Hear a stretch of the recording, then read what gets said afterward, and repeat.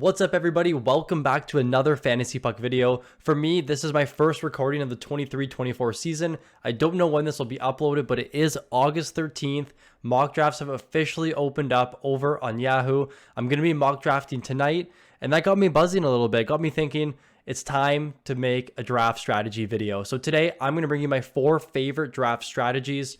One thing I want to note is that you can lose your league in the draft. You can't win your league from drafting, but you can lose your league from drafting. So today, hopefully I can help set you up to win your league from drafting or put you in a very, very good position to do so. Let me know in the comment section below your favorite draft strategy. Make sure to leave a like on the video and subscribe if you're new to the channel. Without further ado, let's jump into the draft strategy video. Starting us off with the first draft strategy, one I emphasized last year was to make sure you draft good defensemen early. You don't want to get hung up later in your draft scrambling to find defensemen to fill your roster because all the defensemen went from pick 70 to pick 110. The forward pool every single year is super deep. You can always find a bunch of value later in rounds, and we'll be giving you sleepers throughout the season that hopefully help you pick those players in those later rounds. Now, the defenseman pool, on the other hand, it always thins out. It honestly really depends on your leagues. For those people in points leagues, you're probably less likely to find good defensemen later. If you're in bangers leagues, you can probably find some good hitting or block defensemen a little bit later. But for most times, defensemen thin out a lot later in drafts, and you're really going to be scrambling to pick up defensemen or just stream defensemen as the season starts. Now, for me, my rule is minimum 3 defensemen by round 7. It could be round 8, it could be round 9. It really depends on how your draft is going and how many people are in your league. But for me, my general rule of thumb is 3 good defensemen by round 7.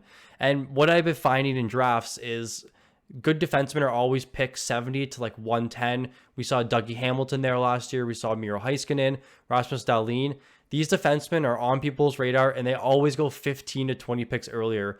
So don't sit there and see that Dougie's rank 110 and you're at pick 80, and then you're like, oh, I can wait one more round to pick this defenseman, and then you see 4, 5, 6 defensemen go off the board, and then you're scrambling. So if there's a defenseman you like, and you're in the 5th or 6th round, take him, because it'll benefit you in the end. It'll benefit you later on in your drafts. For me, in the first 1 or 2 rounds, I'm always usually taking best available forwards, except for Cale Makar. He's definitely someone I would take as a defenseman in the early rounds. But for round 1 and 2, especially going into this year, there's so many good forwards. I'm always taking forwards in the first 2 rounds. And then I'll follow up usually with defenseman, goalie, defenseman, something like that. But I like to mix in my forwards really early, and then my defensemen to complement them. So just look to pair your forwards with those defensemen, and I'll get into that in my 4th strategy. Moving on to strategy number 2, you've heard it so many times before, not from me, but from every other person on YouTube or giving fantasy advice. Don't draft goalies early. There's just way too much risk, and there's way too much variance with goalies. Goalies are always super reliant on the team in front of them, and sometimes these really good goalies get hurt or they underperform, and that's what we saw last season. Markstrom, Vasilevsky, 2 underperforming goalies. Even Igor Shesterkin wasn't that good last year. And these are guys going in the 1st round, 2nd round, and they really didn't pay off any value. But those who waited and drafted goalies a little bit later, Jake Ottinger, Stuart Skinner, they paid off value. So typically in drafts, I'm always looking to find value in the later rounds. I ended up drafting Ullmark in 2 of my leagues last year, about 120 plus. It was a lucky hit, but still, it was a starting goalie on a good team that was being taken in round 8, round 9. And that's where you want to be doing with your goalies.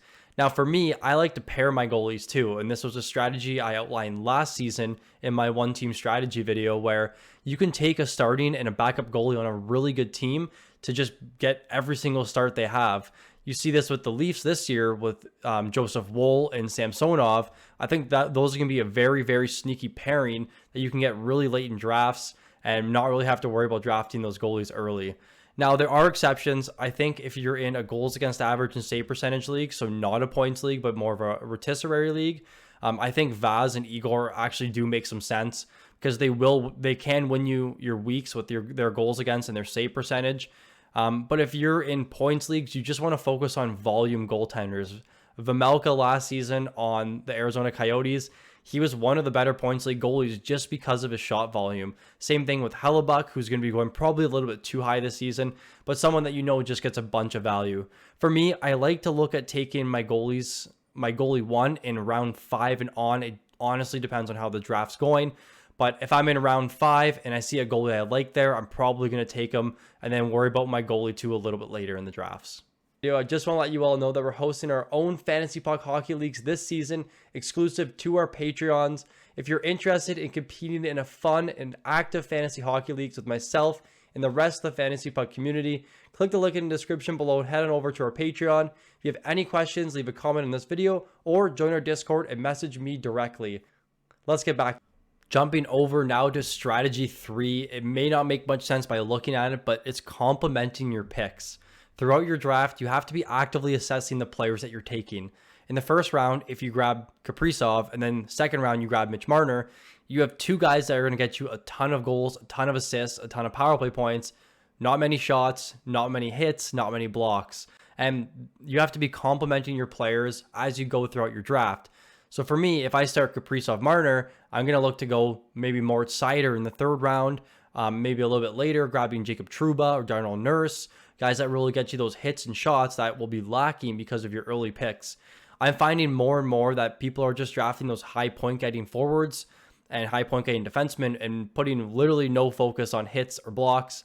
If you're in rotisserie leagues, you're probably going to be losing each week to those people that draft those high hit volume or high shot volume defensemen than the people who are just drafting goals and assists. So you got to find value in the players that hit all the categories. Rickard Rakell last season, 100 plus hits, 250 plus shots, but also gave you 60 points. Now the 60 points may not be flashy, but there aren't many other players that had 200 plus shots, 100 plus hits in the league unless you're drafting Brady Tkachuk early. And if you draft Brady, you can pretty much just draft any other player around him. But yeah, throughout your drafts, just make sure you're actively looking at what your team needs and how to fill it. And there's draft tools available. We have our draft sheet that we offer to our Patreons that you can use to actively assess your draft and find players to fill those holes.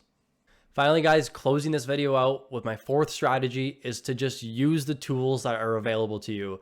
Don't rely on the Yahoo and ESPN rankings, and also don't enter your drafts cold.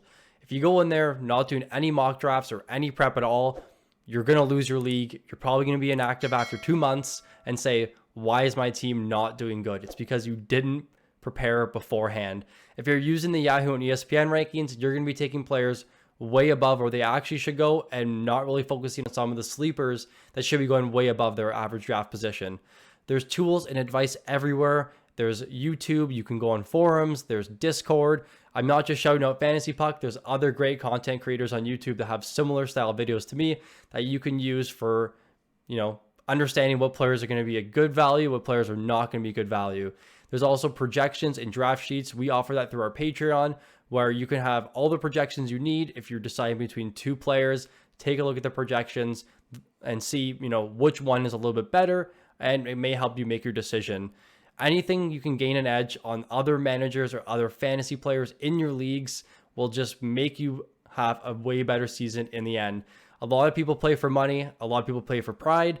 You don't want to lose money and you don't want to lose pride. So use the tools available to you and hopefully gain an edge over your opponents.